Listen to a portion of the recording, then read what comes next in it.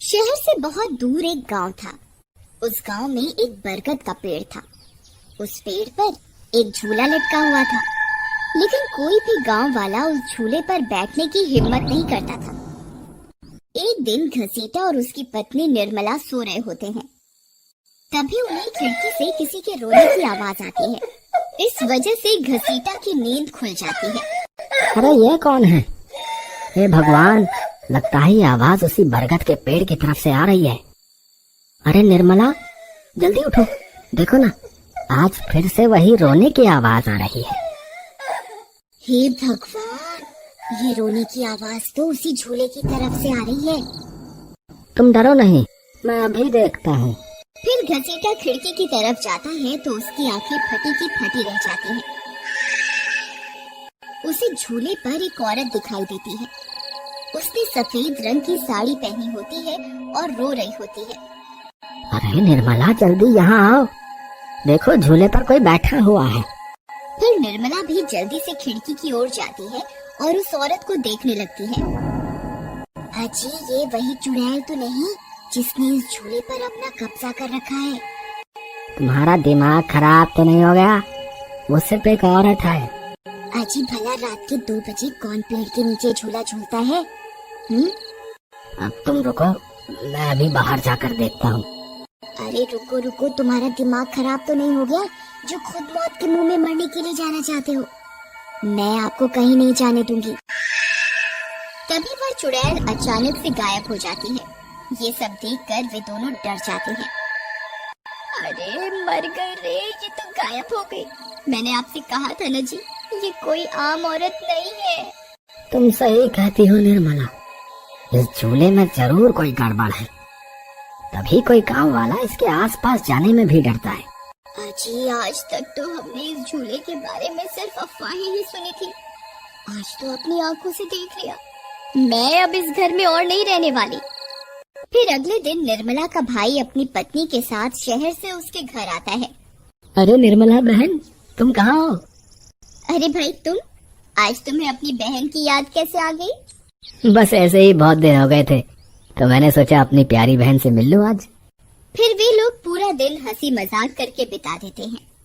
और फिर रात होने पर, बबलू भाई, तुम नीलू के साथ इस कमरे में सो जाओ, हम साथ वाले कमरे में सो जाते हैं। और हाँ, तुम्हें किसी चीज की जरूरत हो तो मुझे बता देना। फिर इतना बोलकर निर्मला अपने कमरे में सोने के लिए चली जाती है। फिर कुछ देर के बाद नीलू की नजर खिड़की के बाहर उस झूले पर पड़ती है। अजी, इधर आइए, वो देखिए, वो पेड़ के नीचे एक झूला लगा हुआ है। हमारे शहर में तो ऐसा कहीं देखने को नहीं मिलता। चलिए ना, मेरा बहुत मन है झूला झूलने का, चलिए ना। अरे रुको रुको, अभी तो रात हो गई है, सुबह होते ही झूल लेना, अभी सो जाओ। फिर इतना बोलकर बबलू सोने चला जाता है, लेकिन नीलू उसी झूले को देखती रहती है। अजी सुनिए ना, चलिए ना, मेरा बहुत मन है। लेकिन बबलू नीलू की बात को अनसुना कर देता है और सो जाता है। फिर नीलू सोचती है, अरे ये झूला तो एकदम घर के पीछे ही है, मैं खुद ही चली जाती हूँ। फिर इतना सोचकर नीलू घर से अकेले ही निकल पड़ती है और सीधा उस झूले के पास पहुँच जाती है।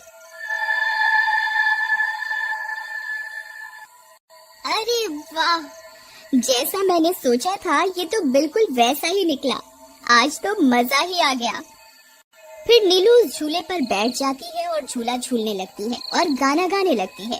पंछी बनूं, उड़ती फिरूं मस्त गगन में, आज मैं आजाद हूँ दुनिया के चमन में।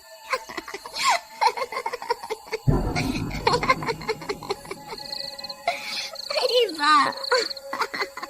फिर नीलू कुछ देर रात खुशी खुशी झूला झूलती रहती है। अरे वाह, आज तो मजा ही आ गया। चलो अब घर चलती हूँ, अगर इनकी नींद खुल गई तो ये बहुत नाराज हो जाएंगे। फिर जैसे ही नीलू झूले से उतरने लगती है तो उसे महसूस होता है कि किसी ने उसे पकड़ कर रखा है और वो झूले से नीचे नहीं उतर पा रही। वो बहुत डर जाती है। अरे ये क्या, कौन है जिसने मुझे पकड़ कर रखा है? वो इधर उधर देखती है लेकिन उसे कोई दिखाई नहीं देता। अरे मर गई रे, मैं इस झूले से क्यों नहीं उतर पा रही। बचाओ बचाओ, कोई है? अजी सुनते हो, मेरी मदद करो। तभी नीलू की आवाज सुनकर बबलू की नींद खुल जाती है। निर्मला और घसीटा भी उठ जाते हैं और भागते हुए बबलू के पास आते हैं। अरे बबलू, ये तो नीलू की आवाज थी ना, वो कहाँ है? तभी घसीटा की नजर उस झूले पर पड़ती है। उसे नीलू उस पेड़ के नीचे पड़ी हुई दिखाई देती है। हे भगवान, ये क्या अनर्थ हो गया? नीलू उस झूले के पास कैसे चली गई? फिर वे तीनों भागते हुए उस झूले के पास जाते हैं। उन्हें नीलू वहाँ बेहोश पड़ी हुई मिलती है। हे भगवान, ये तुम्हें क्या हो गया नीलू? नीलू, तुम्हें यहाँ नहीं आना चाहिए था। हे भगवान, अब क्या होगा? फिर वे सब लोग वापस अपने घर आ जाते हैं और सुबह होने पर नीलू को होश आता है। नीलू, तुम ठीक तो हो ना? आज के बाद कभी उस झूले के पास नहीं जाना। उस झूले पर किसी चुड़ैल का साया है। ठीक है दीदी, मैं आज के बाद उस झूले के पास कभी नहीं जाऊंगी। फिर रात होने पर सब सो रहे होते हैं। तभी नीलू की नींद खुल जाती है। उसकी आंखें लाल हो जाती हैं और उसके पैर उल्टे हो जाते हैं और वो घर से निकलकर झूले की तरफ चल देती है और झूला झूलने लगती है।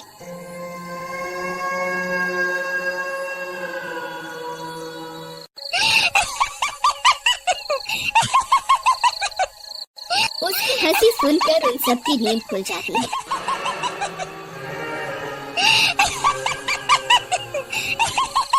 निर्मला और घसीटा भागते हुए बबलू के कमरे में आते हैं और नीलू को वहां ना पाकर परेशान हो जाते हैं। हे भगवान, अब ये नीलू कहाँ चली गई? फिर वे सब खिड़की से झांक कर देखते हैं तो उनकी आंखें फटी की फटी रह जाती हैं। नीलू झूला झूल रही होती है। अरे मर गए रे, ये नाक मीठी तो फिर से झूला झूलने चली गई। अरे बेवकूफ बबलू, अपनी पत्नी को संभाल कर नहीं रख सकता क्या? देख, तेरी पत्नी आधी रात को कैसे झूला झूल रही है। दीदी, मुझे माफ कर दो। मैंने इसे समझाया भी था कि उस झूले की तरफ कभी मत जाना। अरे जल्दी चलो, हमें अभी नीलू के पास जाना होगा, कहीं कोई अनर्थ ना हो जाए। फिर वे तीनों भागते हुए उस झूले के पास पहुंच जाते हैं। ए नाक मीठी नीलू, चल जल्दी से इस झूले से नीचे उतर। तुझे कल भी समझाया था ना, इस झूले की तरफ नहीं जाना। एक बार में समझ नहीं आता क्या?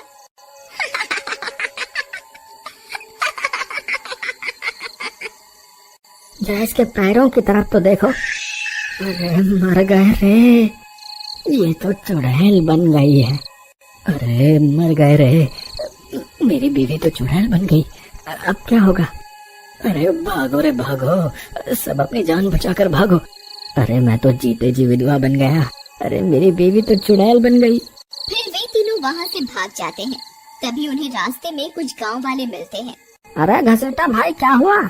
इतनी रात गए, कहाँ भागे जा रहे हो? अरे भाई, इसकी पत्नी नीलू शहर से आई थी और रात को वो बरगद के पेड़ के नीचे बंधे झूले पर झूला झूलने चली गई। अब उस चुड़ैल ने उसके शरीर पर अपना कब्जा कर लिया है। हे भगवान, ये क्या अनर्थ हो गया? चलो हम सब मिलकर अभी वहाँ चलते हैं। फिर वे सब गांव वाले मिलकर वहाँ पहुँच जाते हैं। नीलू अभी भी झूला झूल रही होती है। ए चुड़ैल, बस बहुत हो गया। तूने हम गांव वालों को बहुत परेशान किया है। तेरी वजह से कोई भी रात को इस रास्ते से गुजरने की हिम्मत नहीं करता था।